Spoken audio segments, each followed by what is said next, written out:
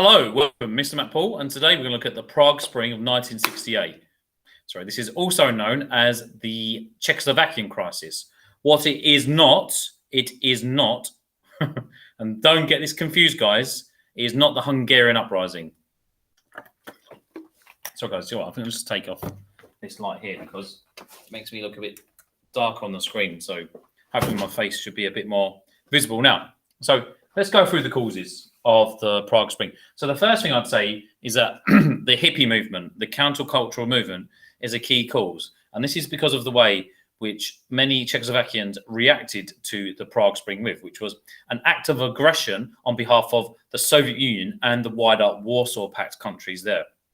So this was a peaceful protest, ostensibly. There were some deaths, but they were very minimal, especially when compared to the Hungarian uprising, which you should not get this confused with.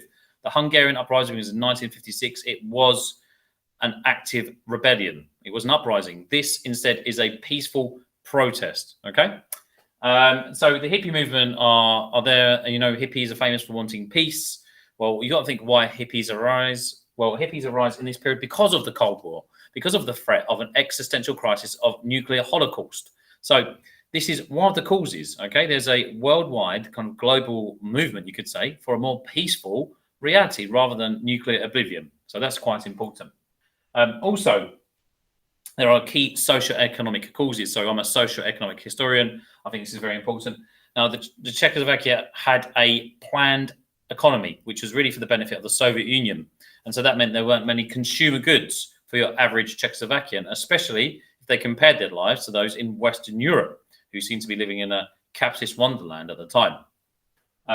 There's a lack of basic freedoms under a hardline Stalinist communist state. And even though it's the 1960s, Brezhnev hasn't really relaxed a lot of these, I'd say, Stalinist policies. There's a lack of basic freedoms around freedom of speech, which is frustrating for the human condition. And also, I have to say, Dubcek's miscalculation. Dubcek felt that he could make some kind of liberal reforms in Czechoslovakia and that this would be accepted by Brezhnev. He actually did enjoy a good relationship with Brezhnev because Dubcek was actually raised in the Soviet Union for part of his life, despite the fact he was Czechoslovakian. And therefore, he had been educated in a kind of Soviet culture. And Brezhnev called Dubcek our Sasha. Okay, so he actually did favor him to begin with, but obviously this relationship broke down. And let's have a look at that. So the events, Dubcek's reform. So Dubcek comes into power in 1968 and he has these reforms. So censorship is relaxed. That means there's greater freedom of speech. Newspapers are allowed to criticize the government. This hadn't existed before. So this gives a lot of students and young people in Czechoslovakia hope that there'll be even greater change. Of course, that doesn't manifest. Also, there was increased trade with the West, which was somewhat surprising. Now, if you think under Stalin, that was completely taboo. And the Marshall Plan, which goes well back before, that was a big no-no for Stalin. Stalin called that dollar imperialism. So you can imagine that Dubcek was breaking rules, which Brezhnev, as a successor to Khrushchev and fundamentally Stalin, he would not have liked this, okay? But he called this socialism with a human face. So Dubcek was very keen on making these reforms because he felt that you could have a communist society and it didn't have to be a hard, it didn't have to be ruled with an iron fist. You could institute a communist system which was instituted with kindness. Now, that's up for debate in itself. And therefore, on the 20th of August, 500,000 Warsaw Pact troops rolled in. And a lot of tanks again. So it's similar to the Hungarian uprising, tanks rolling into the country.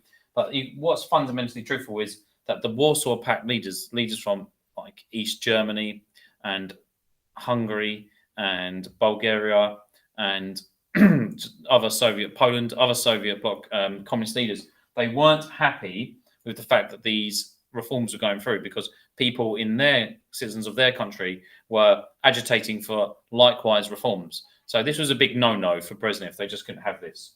So fundamentally, what are the consequences? And I should have written that in here. So we've got causes, events, and consequences. And that is how we analyze things as a historian. We break things down to causes, events, and consequences. So let's have a look. well, a key consequence is the Brezhnev doctrine. So Brezhnev basically says, and this isn't a direct quote, this is me paraphrasing, but this is really what Brezhnev wanted. No communist country could become capitalist. He couldn't let a country which was established as a communist country fall to a capitalist model. So he wasn't going to allow for a capitalist domino sequence to unfold in Eastern Europe. Not under his watch was he going to allow that. Of course, it did happen under Gorbachev.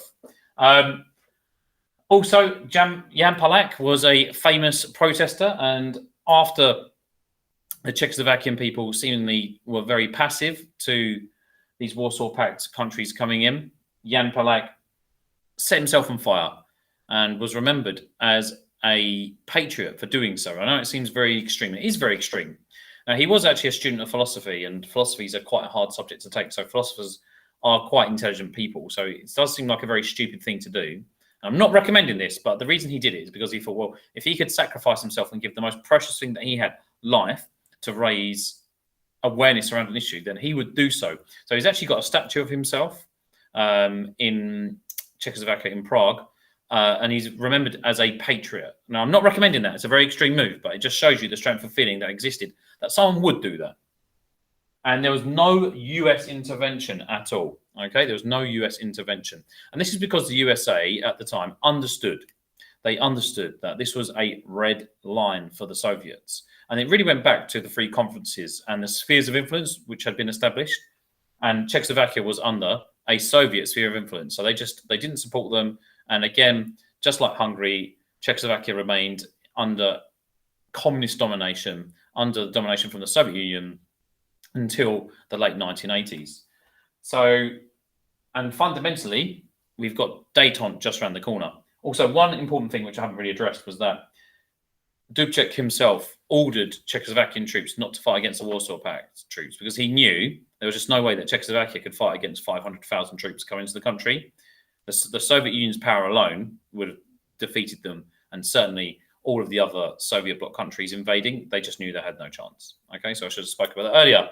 But there you go. There's a nice, neat breakdown into causes, events, and consequences of the 1968 Czechoslovakian crisis.